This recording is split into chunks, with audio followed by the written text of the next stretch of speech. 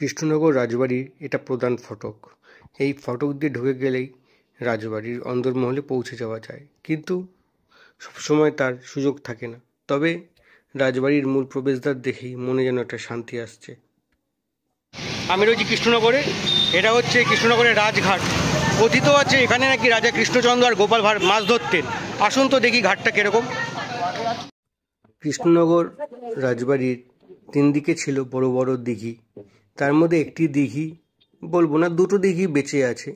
তার মধ্যে পেছনের দিঘিটা হচ্ছে সব থেকে বড়, এবং এই দিঘি সংলগ্ন একটি ঘাট আছে। সেই ঘাটটার নাম হচ্ছে রাজঘাট। শোনা যায় এখানেই নাকি রাজা কৃষ্ণচন্দ্র এবং গোপাল ভাঁড় আসতেন, মাছ ধরতেন, স্নান করতেন। কিন্তু সেই দিঘি তো তাহলে খুব অতীব সুন্দর হওয়ারই কথা। সত্যিই তাই সুন্দর, কিন্তু এখন ভগ্নদশাগ্রস্ত।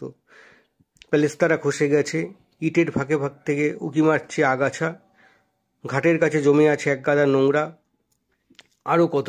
তবে জলটি বেশ এখনো টলটলে। তবে এই ঘাট দখল করেছে বেশ কিছু উদ্বাস্তু ছিন্নমূল মানুষ, যারা সবসময় ঘাটেই থাকেন। তারা বেশিরভাগই নেশাগ্রস্ত। তাদের চিৎকার চেঁচামেচিতে ঘাট যেন কলকল করছে। কিন্তু রাজঘাটের যে আভিজাত্য বা ঐতিহ্য, সেই ঐতিহ্য বলে আর কিচ্ছু নেই। কিন্তু স্থানীয় প্রশাসন পারেন এই রাজঘাটকে তার পুরনো ঐতিহ্য ফিরিয়ে দিতে। কিন্তু কোথায় যেন একটা বাধা কাজ করছে আমার মনে হয়। না হলে এত বড় ঐতিহ্যপূর্ণ একটি ঘাট কেন অনাদরে অবহেলা এইভাবে পড়ে থাকবে? আসুন ঘাটটা একটু ঘুরে দেখি।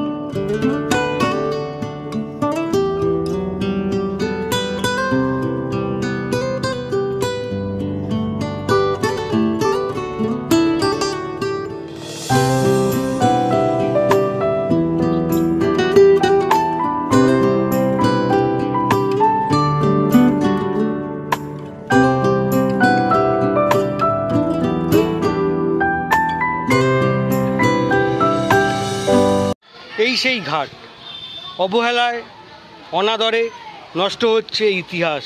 এখানেই নাকি গোপাল ভাঁড় আর রাজা কৃষ্ণচন্দ্র মাছ ধরতেন, স্নান করতেন। তখনকার জনজীবন বা ঘাট বলতে যা ছবি ছিল, এই তার এখন ভগ্ন দশা। দেখে কষ্ট হচ্ছে। আমরা অনেক কিছু ডেভেলপমেন্ট দেখছি, অনেক কিছু দেখছি, কিন্তু ইতিহাস হারাচ্ছে, ইতিহাস সংরক্ষণ হচ্ছে না। কেন হচ্ছে না, এটাই প্রশ্ন। এই ভিডিওর মেন উদ্দেশ্যই হচ্ছে ইতিহাস বাঁচুক, আগামী প্রজন্ম জানুক যে কী ছিল এই সমস্ত ইতিহাস, কারা জড়িয়েছিলেন ইতিহাসের সঙ্গে। আপনারা দেখছেন Sanjib with live YouTube channel. দেখা হবে নতুন ভিডিওতে। নমস্কার।